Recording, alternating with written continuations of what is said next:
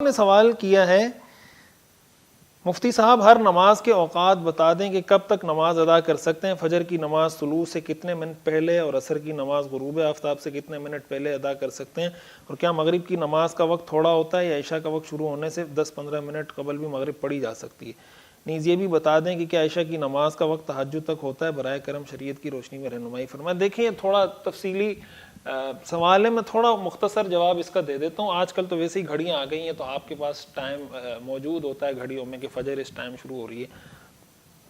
فجر کی نماز کا وقت طلوع آفتاب تک کسی بھی وقت میں فجر پڑھی جا سکتی ہے, اس میں کوئی وقت مکروہ نہیں ہے.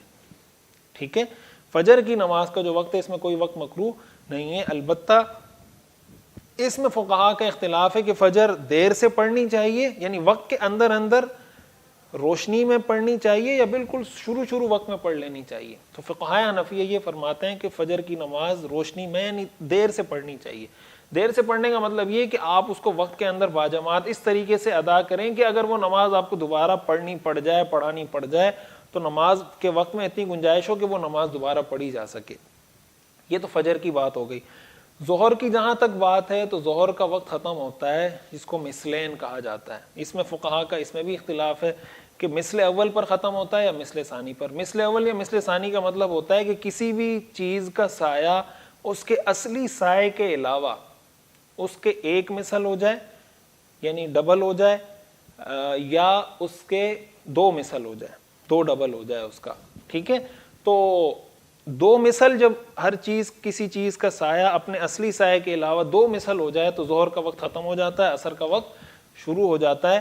ظہر کے وقت کو چونکہ فقہا کا اختلاف ہے, پھر فقہاء حنفیہ کا آپس میں اختلاف ہے, اس لیے کہا جاتا ہے کہ ظہر کو مثل اول کے اندر اندر پڑھ لیں.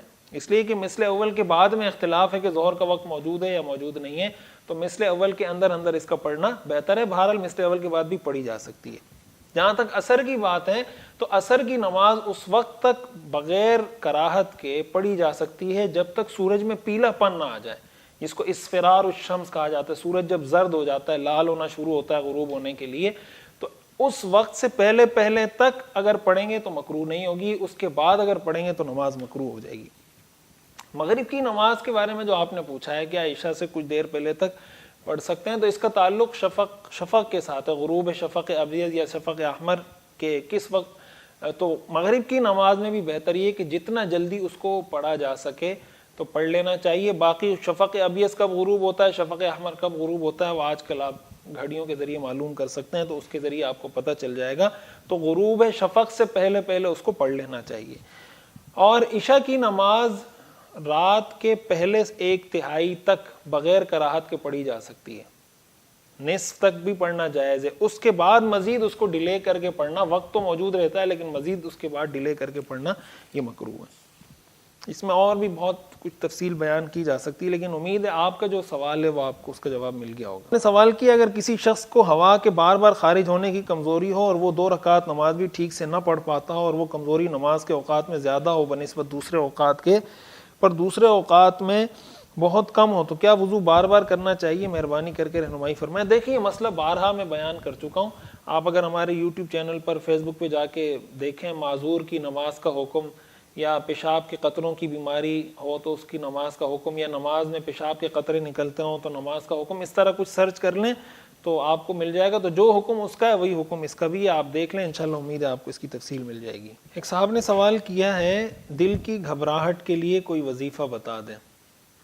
دیکھیں ایک تو اس حوالے سے آپ کسی ڈاکٹر سے رجوع کریں, اس سے پوچھیں کہ یہ کیا مسئلہ ہے. ہو سکتا ہے کوئی میڈیکل کوئی طبی مسئلہ ہو اور آپ اس کو ویسے ہی کوئی عام مسئلہ سمجھ رہے ہوں. ایک تو ڈاکٹر سے رجوع کریں.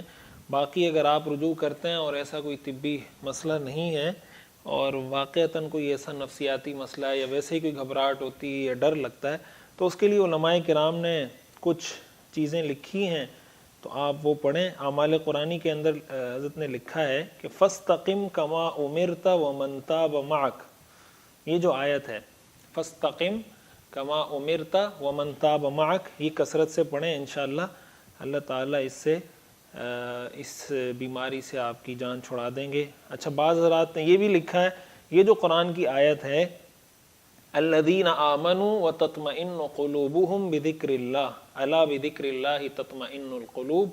یہ جو آیت کریمہ ہے اس کو آپ 41 مرتبہ پڑھیں اور پانی پر دم کر دیں تو اس سے بھی انشاءاللہ امید ہے آپ کا یہ مسئلہ حل ہو جائے گا. اسی کے ساتھ ساتھ لا حول ولا قوت الا باللہ، اس کے بارے میں حدیث میں آتا ہے کہ یہ 99 بیماریوں کا علاج ہے. لا حول ولا قوت الا باللہ صحیح حدیث ہے. تو آپ نے فرمایا کہ کم سے کم جو بیماری ہے الہم، جو دل کی پریشانی، ٹینشن، اس طرح کی چیزوں کا علاج ہے، تو اس کو بھی کثرت سے پڑھیں تو اللہ تعالیٰ کی ذات سے امید ہے کہ یہ جو گھبراہٹ کا مسئلہ ہے یہ حل ہو جائے گا. علماء کرام نے لکھا ہے درود شریف کی کثرت سے بھی یہ مسائل حل ہوتے ہیں. درود شریف کی کثرت بھی کریں. اللہ تعالیٰ آپ کی اس مسئلے کو عافیت کے ساتھ حل فرمائے.